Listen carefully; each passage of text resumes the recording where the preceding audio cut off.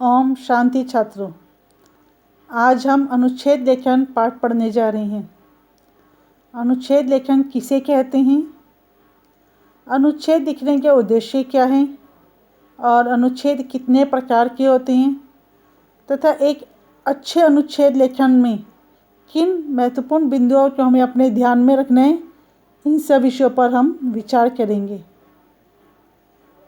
छात्रों, दिए गए विचार बिंदुओं के आधार पर, यानी कि जो भी हमें विषय दिया जाता है और उसमें जो भी बिंदु हमें दिए जाते हैं विचार करने योग्य या सोचने योग्य, उन पर वाक्य समूह की रचना करना ही अनुच्छेद कहलाता है। अनुच्छेद लेखन एक तरह की आर्ट होती है, कला होती है। इसके अंतर्गत सीमित शब्दों में, यानी कि कम शब्दों में, लिमिट शब्दों में किसी विशेष विषय का सार रूप प्रस्तुत किया जाता है। एक्चुअली जो यह विद्या होती है ये निबंध से अलग होती है, भिन्न होती है। इसमें भूमिका एवं निष्कर्ष की आवश्यकता नहीं होती और ना ही हम इसमें पैराग्राफ चेंज करते हैं, यानी कि अनुच्छेद लेखन शुरू किया जाते हैं और अंत उसका किया जाता है। इसके बीच में हम पैराग्राफ यानी कि अनुच्छेद या अवतरण का बदलाव नहीं करते। चलिए अब जानते हैं कि अनुच्छेद लेखन के उद्देश्य क्या है। अनुच्छेद के माध्यम से किसी विषय से संबंधित भावों और विचारों को सार रूप में प्रस्तुत किया जाता है। सार रूप में मतलब कि संक्षिप्त रूप में उसका एसेंस निकाल कर। यह एक ऐसी आर्ट है जिसके द्वारा किसी विषय को कम से कम, यानी कि सीमित शब्दों में ही पूर्णतया स्पष्ट किया जा सकता है।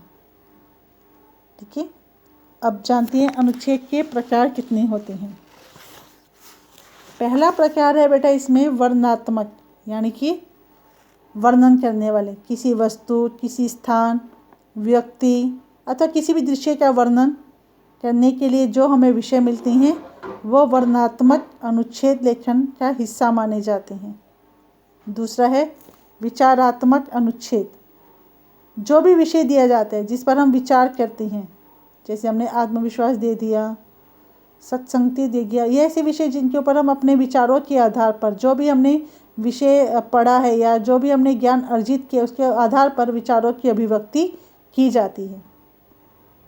भावात्मक, जैसे देशभक्ति से जुड़े हुए जो भी विषय होते हैं या कोई भी हमारा रोमांचक अनुभव होता है, हमारा पर्सनल अनुभव होते हैं, उस पर आधारित जो अनुच्छेद होते हैं वो भावात्मक अनुच्छेद लेखन की श्रेणी में आती हैं। काल्पनिक अनुच्छेद, यानी कि जैसे यदि मेरी लॉटरी लग जाए, यदि मैं प्रधानाचार्य होता, ठीक है, इस तरह के जो अनुच्छेद लेखन होते हैं वह काल्पनिक अनुच्छेदों की श्रेणी में आता है। अब जानते हैं कि एक अच्छा अनुच्छेद लेखन में किन महत्वपूर्ण बिंदुओं को अपने ध्यान में रखना चाहिए। पहले भी बताया बेटा, अनुच्छेद लेखन एक प्रकार की संक्षिप्त लेखन शैली है, यानी कि किसी भी विषय पर हम संक्षिप्त रूप में अपने विचारों को एकत्र करके जब लिखते हैं तो वही शैली, हमारी लेखन शैली जो होती है वह अनुच्छेद की मानी जाती है। और इसमें जो मुख्य विषय होते हैं उन पर ही हमारा ध्यान केंद्रित रहना चाहिए।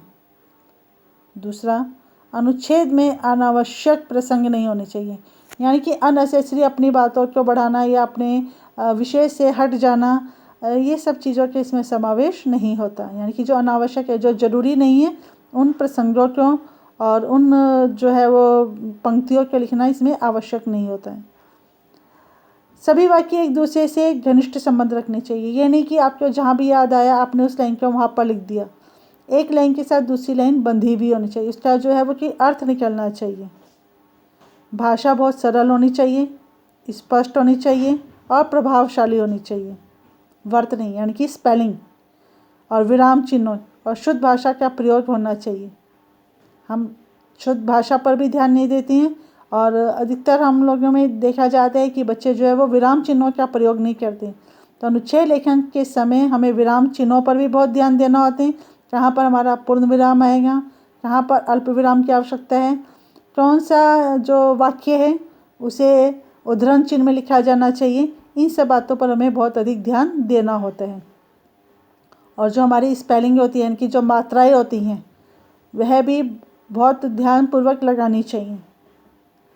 और जो भी हमें संकेत बिंदु दिए जाते हैं उनके भावों को समझकर पहले उनके ऊपर हमें विचार करना चाहिए और फिर उन विचारों को एक क्रम में एक लयबद्ध करते हुए, यानी कि एक के साथ दूसरे लिंक को जोड़ते हुए हमें अपने विषय को आगे बढ़ाना चाहिए।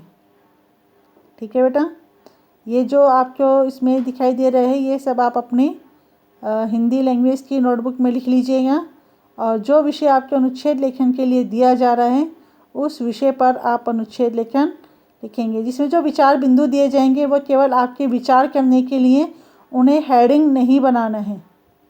और जो है वो जो अनुच्छेद लेखन लिखा जाएगा वो 100 से लेकर 150 शब्दों के बीच में ही होना चाहिए। 5-6 शब्द ऊपर नीचे हो सकते हैं लेकिन इससे अधिक नहीं बढ़ाने हैं। ठीक है बेटा, चलिए, धन्यवाद।